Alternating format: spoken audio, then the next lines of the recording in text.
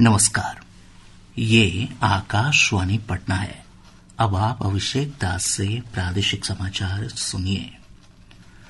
प्रधानमंत्री नरेंद्र मोदी आज पूर्णिया से 36,000 करोड़ रुपए की कई विकास परियोजनाओं का उद्घाटन और शिलान्यास करेंगे। प्रधानमंत्री एक जनसभा को भी संबोधित करेंगे। हमारे संवाददाता ने बताया कि प्रधानमंत्री नवनिर्मित हवाई अड्डे के टर्मिनल का लोकार्पण करेंगे। इससे इस क्षेत्र की हवाई संपर्क की लंबे समय से चली आ रही मांग पूरी होगी। श्री मोदी राष्ट्रीय मखाना बोर्ड का भी उद्घाटन करेंगे। बोर्ड की स्थापना की घोषणा इस वर्ष के केंद्रीय बजट में की गई थी। श्री मोदी सीमांचल के अररिया और किशनगंज जिलों को जोड़ने वाली अररिया और गलगलिया के बीच 4,410 करोड़ रुपए की नई रेल लाइन का लोकार्पण करेंगे। अररिया गलगलिया खंड पर रेलगाड़ियों के संचालन से पूर्वोत्तर बिहार में संपर्क सुविधा में सुधार होगा। प्रधानमंत्री जोगबनी और दानापुर के बीच वंदे भारत एक्सप्रेस को झंडी दिखाकर रवाना करेंगे। इससे अररिया, पूर्णिया, मधेपुरा, सहरसा, खगड़िया, बेगूसराय, समस्तीपुर, मुजफ्फरपुर, वैशाली और पटना सहित कई जिले लाभान्वित होंगे। श्री मोदी सहरसा, छेरटा और जोगबनी रोड के बीच अमृत भारत एक्सप्रेस रेलगाड़ियों को भी झंडी दिखाकर रवाना करेंगे। श्री मोदी पीएम आवास योजना ग्रामीण के अंतर्गत 35,000 लाभार्थियों का गृह प्रवेश करवाएंगे। इस अवसर पर पीएम आवास योजना शहरी के अंतर्गत लगभग 60,000 लाभार्थियों को घरों की चाबी सौंपी जाएगी। सर्वोच्च न्यायालय ने वक्फ संशोधन अधिनियम 2025 के कुछ प्रावधानों पर रोक लगा दी है।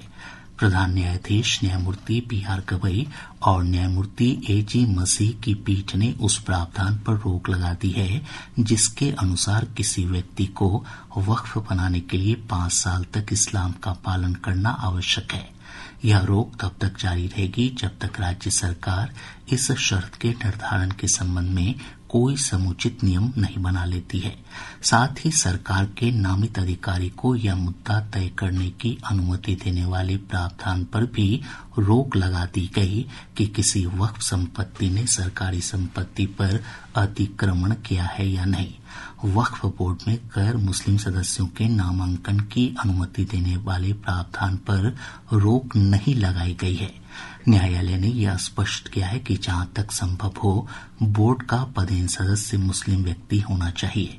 न्यायालय ने यह भी कहा कि केंद्रीय वक्फ परिषद में 4 से अधिक गैर मुस्लिम सदस्य नहीं होंगे और राज्य वक्फ बोर्ड में 3 से अधिक गैर मुस्लिम सदस्य शामिल नहीं किए जाएंगे।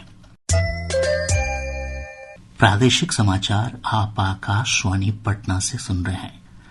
भाजपा के वरिष्ठ नेता और मंत्री जीवेश कुमार के खिलाफ दरभंगा जिले के सिंहवाड़ा थाने में प्राथमिकी दर्ज कराई गई है।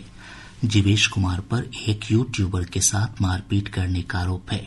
पीड़ित युवक के साथ राजद नेता तेजस्वी प्रसाद यादव एफआईआर दर्ज कराने थाने पहुंचे थे।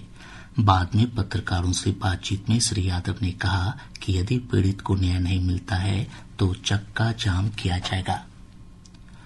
बिहार पुलिस में सिपाही और दारोगा के पदों पर नियुक्ति की मांग को लेकर अभ्यर्थियों ने आज पटना में प्रदर्शन किया।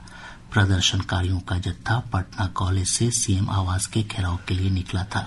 डाक बंगला चौराहे पर पुलिस ने अभ्यर्थियों को रोकने की कोशिश की। प्रदर्शनकारियों पर नियंत्रण के लिए पुलिस को बल प्रयोग भी करना पड़ा। प्रदेश में मानसून की सक्रियता से बारिश का सिलसिला जारी है। मौसम विभाग ने कहा है कि अगले 4 दिनों तक राज्य के उत्तरी हिस्सों में कई स्थानों पर भारी से बहुत भारी बारिश की संभावना है।